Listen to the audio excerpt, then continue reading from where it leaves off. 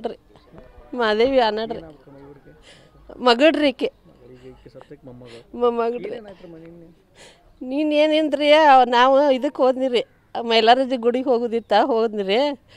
ನಾವು ಬರ್ಗೊಡ್ದನ ಈಕಿ ಹೊಡಿತಾ ಅಂತ ನನಗೇನು ಕನಸು ಮನಸ್ಸಿನಾಗಿಲ್ರಿ.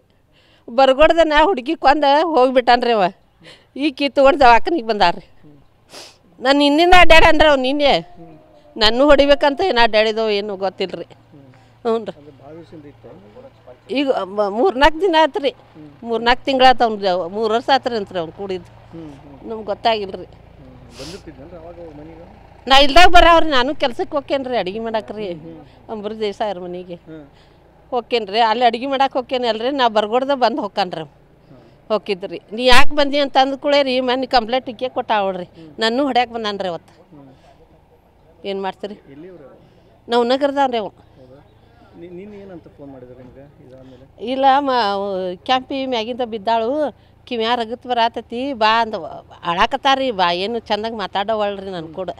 ಹ್ಞೂ ಮತ್ತೆ ಹಚ್ಚಿಲ್ರಿ. 4-5 ಸಲ ಹಚ್ಚಾಡ್ರಿ. ನಾ 2 ಸಲ ಕಟ್ ಮಾಡೀನಿ ರೀ. 3ನೇ ಸಲಕ್ಕೆ ಎತ್ತೀನಿ ಯಾಕವಾ ಅಂತ. ಹಿಂಗೆ ಕ್ಯಾಂಪಿ ಬಿದ್ದಾಳು ದವಾಖಾನಿಗೆ ಬಾರ್ಬಿ ಅಂತ ಅವ್ನ ಜೋಡಿ ಅಡ್ಡಾಡಕ್ರಿ. ಈಗ ಮತ್ತು ಕಾಲು ಇದ್ದಿದ್ದಿಲ್ಲ ರೀ ಅದ್ರು ಹಂಗೆ ಅಂಬಾಗಲ್ಲಿ ಹಚ್ಚಿ ನಡಿತೈತ್ರಿ. ಈಗ ದೇಶಪಾಂಡೆ ಕಡೆ ತೋರಿಸಿ ಒಂದು ಇಡ್ಸೋದ ಇಲ್ಲೇ 2 ವರ್ಷ ಅದೇನ್ರಿ ದವಾಖಾನ್ಯಾಗ. ಇಷ್ಟಿಷ್ಟ ಇದ್ದು ರೀ ಅವು. ಹಾಂ ಅಡ್ಡ ಹಾಕ್ತೈತೆ ಅಂಥೇಳಿ ಅಲ್ಲೆಲ್ಲ ನೀನೆ ಮಾತಾಡಕ್ತಿದ್ರಂತ್ರಿ. ಆಕೆ ಭಾಳ ತ್ರಾಸು ಕೊಡಾತ ಅಂದ್ಕೊಳ್ಳಿ ಅವ್ನು ನೀನು ಸಂಜೆ ಬಂದು ಆ ಕೆಲಸ ಮಾಡಿ ಹೋಗ್ಯಾನ್ರಿ. ಮಾದೇವಿ ಅನ್ನಡ್ರಿ.